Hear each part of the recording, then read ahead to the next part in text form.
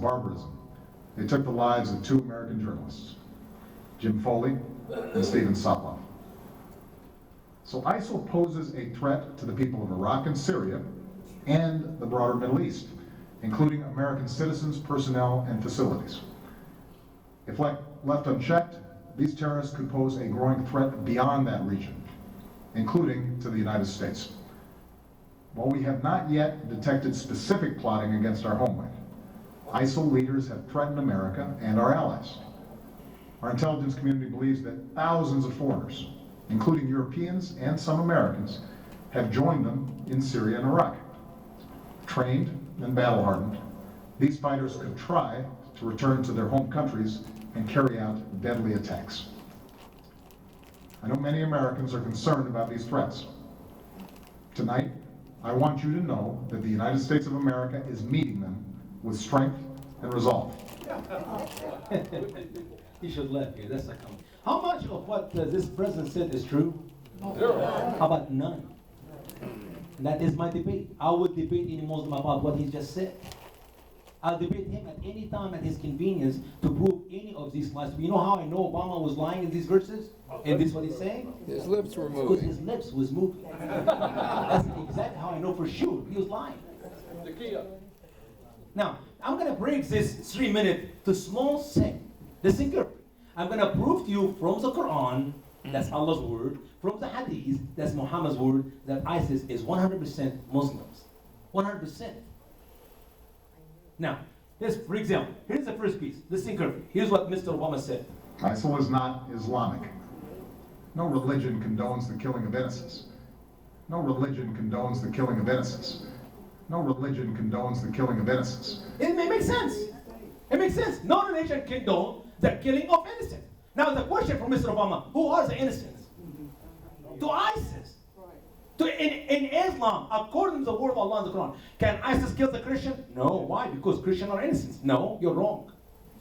All Christians are infidels. And ISIS has the right to kill every infidel they can. See, when you hear these lies, if you never read the Quran, if you never attended one of my meetings in the past, and you don't know what Islam is all about, it makes sense, because no religion kills innocents. Listen what Allah said in the Quran about you, the Christian. Allah said in Quran chapter 5, verse 72. Infidels indeed are those who said, surely Allah is the Christ, son of Mary. If you believe that Jesus Christ, son of Virgin Mary, is God, you are an infidel indeed. So you're not an innocent, are you? According to the Quran, you're an infidel. How about the following verse, 5:73? Listen carefully. Here's what Allah said. Infidels indeed are those who said, surely Allah is the third of three. Now, if you believe in Trinity, Father, Son, Holy Spirit, Catholic, Baptist, Presbyterian, if you believe in Trinity, you are an infidel indeed. So let's look what Allah said in the Quran about what is the punishment for the infidels. See, we know now Christians are not innocent. Christians are infidels. What is the punishment? Quran chapter 47, verse 4. By the way, I can quote you a good 300 verses from the Quran to tell you what is the punishment of every Christian and every Jew. And if you're not a Jew and if you're not a Christian, you're in a worse scenario. Lucky you if you're a Christian or a Jew when Muslims take over America. And listen to what Allah said in the Quran, the punishment for the Christian, those who believe in Jesus to be God Almighty who came in the flesh, or those who believe in Trinity. Here's the punishment. Quran chapter 47 and verse 4. So, when you meet those who became infidels, so strike the necks until you have made a great slaughter among them. Behead the Christians. Says who? Allah. Where? In the Quran. Do you know that? Now, another verse of the Quran. 2:116. I know, chapter 2, verse 2:16. I know Mr. Bush told us, we're not in war with Islam, we're not in war with Islam, because he was another useful idiot. We have 79 verses in the Quran, not 7 or 9, no, 79, almost 80, where the word engage in war is written. Allah commands the Muslims throughout the Quran in 79 verses to engage in war with us. And Mr. Bush told me, we're not in war with Islam. No, maybe he was not in war with Islam, but Islam has been in war with us for the last 1433 years. Listen, one of these verses. War is decreed to you, and it is hated by you. And perhaps you may hate something, and it is good for you. And perhaps you love something, and it is evil for you. And Allah knows, and you do not know. War is ordained. War is decreed. For who? For the Muslim believer. Not the radical, not the extreme, for the Muslim believer. Listen to what the great Muslim scholar Al-Tabari said about war. Because Muslims say, yeah, there was time in Muhammad days where he had to defend himself because the people, do not say Christian, because the people were trying to kill him and his followers. Who? Can you give me a name of one group? Nobody ever tried to kill Muhammad. Nobody ever tried to invade the Saudi Arabia. Oh, it was Muhammad who invaded Saudi Arabia, and it was Muhammad and his followers who invaded the rest of the world. But listen to the great Muslim scholar Al-Tabari and what he think about war. Who Muslims should fight? How long they will fight? Here is the word of Allah. Here is the word of the great Muslim scholar Al-Tabari. This is the interpretation to the word of Allah concerning war in Islam. Arabs are the most noble people in lineage, the most prominent, and the best in deeds. We were the first to respond to the call of the Prophet. We are Allah's helpers and the viziers of His messenger. We engage in war with people until they believe in Allah. He who believes in Allah and His messenger has protected his life and possessions from us. As for one who disbelieves, we will engage in war with him forever in the cause of Allah. Killing him is a small matter to us. That's what Muslims believe. That's what Muslims teach and preach in every mosque in America, including the one here in Sarasota, and the one going to be in Venice, and the one going to be in Northport. When you bring 20,000 Muslims to Northport, I promise you, there will be 4 mosques in Northport, if not 10. That's what they teach.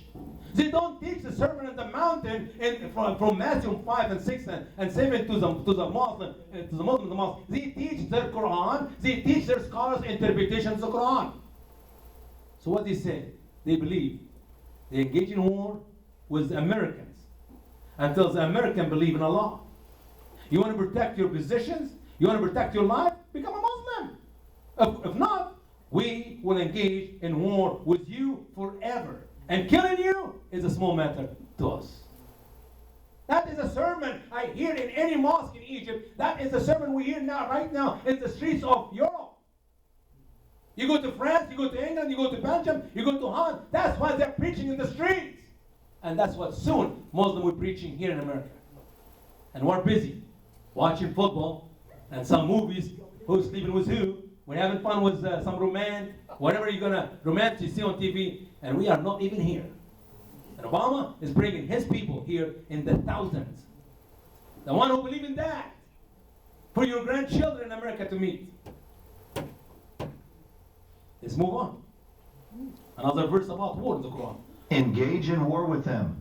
Allah will torment them by your hands and put them to shame and give you victory over them and heal the chest of a believing people. Who are them? Them. For them. Engage in war with them. Them. Who are them? The people. Which people? The people who refuse to accept Islam. For how long are you going to fight them? Until they say the Shahada. What Shahada? The one we read on ISIS flag. There is no God but Allah. Exactly. Here's another verse, 9:5. I know, I quote these verses and I repeat them in every presentation. People say, well, do you have any video? Yeah, I got over 350 verses to be exactly, teach the same language. But I concentrate on 25, 30 verses in every one of my presentations. Why? Because I want you to memorize them. Know these verses as you know your children's names or your grandchildren's names. Because that's the only way we can educate those who are around us. Well, in the Quran it says, where? What chapter? What verse? Can you quote the verse for me? No, well, it's in the Quran. No, memorize it. Share it with your neighbors. How many of you here tonight have some friends on Facebook? Can you imagine if you start reading that book, the Quran, and start quoting these verses and send it to your friends on Facebook, and your friends send it to their friends on Facebook? You know how many people I talk to tonight? I go for 100,000. Not to speak to 100, to 100,000. Why? Because I guarantee you, if you post these verses in your Facebook, instead of saying, oh, I fixed my hair last week. The color was a little bit light. No, here's what I read in the Quran. My grandbaby fall down and have a poop in her hand. No, here's what's going to happen to my grandbaby in the near future if we don't wake up. They're going to be heads that don't have a poop on his foot or his arm. That's how we can save America. Knowledge, education, knowledge, education. 9:5, the verse of the sword. That is the one verse Allah used in the Quran to abrogate, to cancel, to erase, to delete 124 verses. In the beginning of our Quran, you're going to read this doctrine. It's called the doctrine of abrogation. Couple pages. For heaven's sake, if I'm you, I will get my Quran as an ebook and I will send this doctrine of abrogation to every person you know in America. That will save us. Couple pages can save America. To know that it's not because Allah in the Quran said no compassion religion that means Islam is a loving, peaceful religion. Why? Because that verse, no compassion religion, was actually abrogated. By what? 9:5. Here, the final word of Allah, the last message Muhammad received from his Allah, said, So, when the forbidden months are past, so kill the polytheists wherever you find them, and take them as captives, and besiege them, and lay wait for them with every kind of ambush. So, if they repent, and perform the prayer, and give the legal alms, so leave their way free. Surely Allah is forgiving and merciful. And the beginning of that teaching of the practice of that verse, it was exactly 1433 years ago. That is the beginning. The 4 forbidden months stopped 1433 years ago. And from that day until the Muslim practice that. They're killing the men, taking women and children as captives and slaves, unless the men and their wife and their children convert to Islam.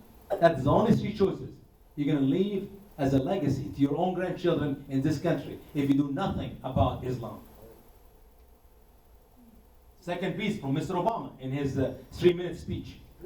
ISIL is not Islamic, and the vast majority of ISIL's victims have been Muslim. And the vast majority of ISIL's victims have been Muslim. And the vast majority of ISIL's victims have been Muslim. That's another lie. ISIS never killed a Muslim believer. Oh, you Usama, you exaggerate now. No, I'm not. I know what I'm talking about, and if you want to argue with me, that makes you look stupid. The Brotherhood never killed a Muslim believer. Al-Qaeda, Fatah, Hamas, Hezbollah, whatever name you're going to hear about in the near future of the new clubs we're going to be hearing about, none of these people kill Muslim believers. Period.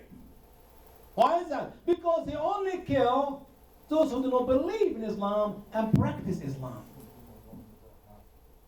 See, there's a word here that's called the hypocrites. You will never see a Muslim jihad organization ever kill the believer, but they kill hypocrites. Now you ask the question, who are the hypocrites? The one who claimed to be a Christian, he's not a Christian. The one who claimed to be a Jew is not a Jew. The one who claimed to be a Muslim and he's not a Muslim. Do you practice? How do we know the Muslims if they are believers or not? I mean, how do you know the hypocrites? What verse in the Quran we can dig into to find out if these are hypocrites or these are Muslim believers? You know what? You go to Quran chapter 3 and verse 167. Here's what Allah said. How He, Allah Himself, can know if the Muslim is a believer or that Muslim is a hypocrite. Listen to the word of Allah. And that he might know the hypocrites. And it was said to them, Come engage in war for the sake of Allah, or contribute. They said, If we knew how to engage in war, we would have followed you. They are closer on that day to infidelity than to faith. They say with their mouths what is not in their hearts, and Allah knows best what they hide. Exactly.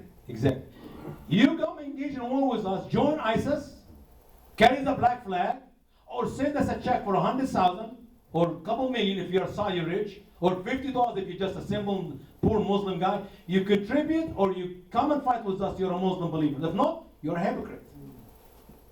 And as I said earlier, they are closer to infidelity than to faith. They're more of an infidel than a believer. Who? The hypocrite.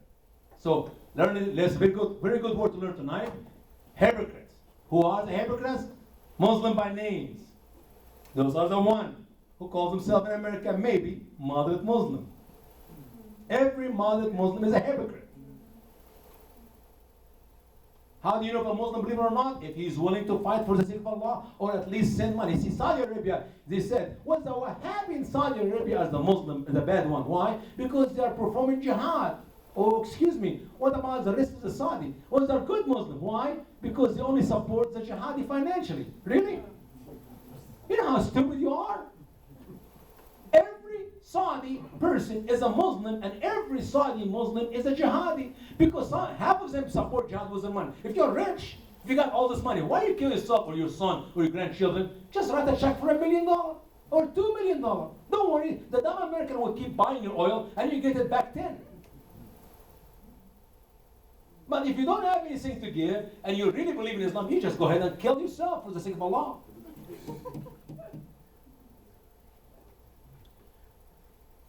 Here we go. One more verse about jihad. O you prophet, perform jihad against the infidels and the hypocrites, and be harsh with them, and their abode will be hell, and evil is the destination. Who Muhammad was commanded by Allah to engage in war with, or to perform jihad, which is the holy war. It's against the infidels, that's you and I, and the hypocrites, the Muslim who refused to give money or refused to go and fight with Muhammad. So it is okay for ISIS to kill all those who claim to be Muslim, but they don't want to join them. They don't want to support them. It's okay for ISIS to behead even the Muslim Shiites. Why? Because in reality, from the days of Muhammad until today, not one Sunni believes Shiite are Muslims, and not one Shiite believe that Sunni are Muslims. They've been killing each other for the last 1463 years. Hello, where have you been? My friend Mark Gabriel summarized the history of Islam in one sentence: a gushing river of blood. That's the history of Islam. Now let's see some facts about ISIS from Mr. Obama. Here we go. Listen to what Obama's going to tell us. And ISIL is certainly not a state. It was formerly Al-Qaeda's affiliate in Iraq and has taken advantage of sectarian strife and Syria's civil war to gain territory on both sides of the Iraq-Syrian border. It is recognized by no government, nor by the people it subjugates. Really? And ISIL is certainly not a state. Not state. Yep. ISIS not state. Nobody recognizes it. Let me see again. If I'll go with the smallest number we have is 1.5 billion Muslim in the world. Our new number here, 2 billion. I believe 2 billion is I know Muslims say 2 billion are lying. But I'll go for 1.5 billion, the smallest number. And our stupid liberal media in America tell us 20% of the Muslim are jihadi. 20% of 1.5 billion is 300 million. Excuse me, Mr. Obama, there is at least, if I go with the smallest number I can imagine, which is nonsense because I believe there are more than 20% of Muslim are believers, but if we go with the 20%, there are 300 million Muslim believers today recognize ISIS as Islamic State. Who do you think you are to tell me ISIS is not a state? Nobody recognizes it as a state. No, at least 300 million.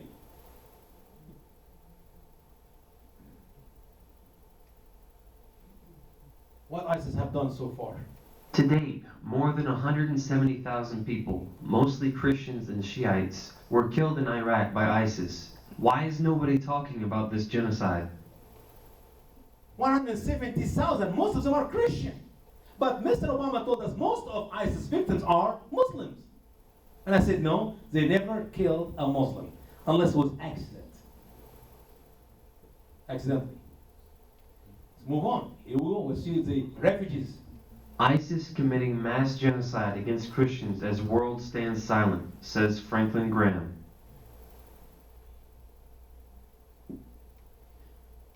It is genocide, and the world seems largely silent about it. Genocide perpetrated by Islamic State against Christians, Yazidis, and other religious minorities of Syria and Iraq, and their methods are unimaginably cruel and heinous, Graham wrote in a Facebook post on Monday.